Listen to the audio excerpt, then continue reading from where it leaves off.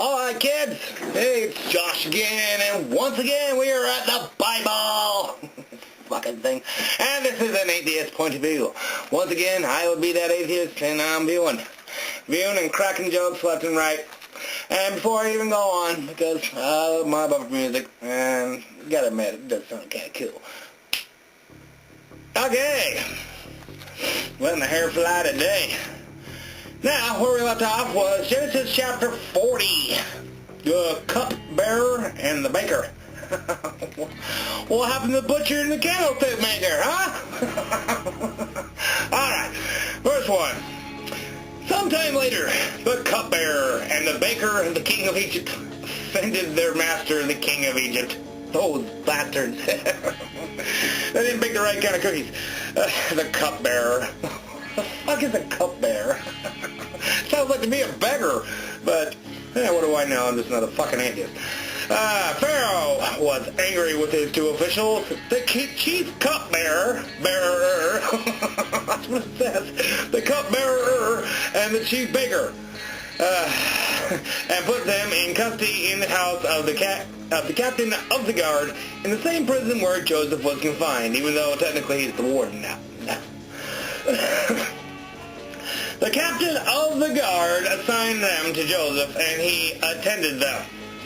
After they had been in custody for some time, verse 5, each of the two men, the cupbearer and the baker of the king of Egypt, were being held in prison, had a dream that the same night, and each dream had a meaning of its own. Oh God, it's not just wet, it's got meaning. I better save it, put it in a petri dish. It's meaningful, damn it! Verse 6, when Joseph came to them the next morning, he saw that they were dejected. So he asked Pharaoh's officials who were in custody with him in his master's house, "Why are your faces so sad today?" "Well, duh, they're in prison. Fuck." "Oh, but you've been incarcerated, but it's not a happy place to be in." "We both had dreams," they answered, "but there's no one to interpret them." "Oh, damn it, where's the psychic when you need one? Quick, call 1-800, interpret my fucking dream." Okay, then Joseph said to them, "Do not interpretations belong to God. Tell me your dreams," because, he speaks for him now, of course. What a crock of shit. So the chief cupbearer, whatever the fuck that is, told Joseph his dream. He said to him, "In my dream I saw a vine in front of me, and on the vine there were 3 branches. As soon as it budded, it blossomed, and its clusters ripened into grapes. Pharaoh's cup was in my hand, and I took the grapes, squeezed them into the Pharaoh's cup, and put the cup in his hand." Oh, this is what it means. All of a sudden, Joseph's a fucking professional dream interpreter because he had a crazy dream too. Whatever. Joseph said to him, "The 3 branches are 3 days. And he knows this how? Could be, the 3 Stooges for all I know. "Within 3 days, Pharaoh will lift up your head and restore you to your position, and you will put Pharaoh's cup in his hand, just as you used to do when you were his cupbearer." Fuck off. Oops. Get my damn phone out of here. Okay, so a cupbearer, he's got a personal bartender? Fuck, cupbearer? Dumb. Okay, where did I leave off?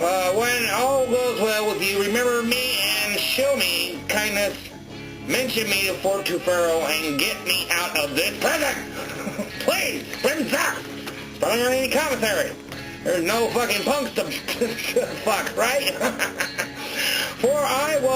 Verse 15, "For I was forcibly carried off from the land of the Hebrews, and even here I have done nothing to deserve being put in a dungeon.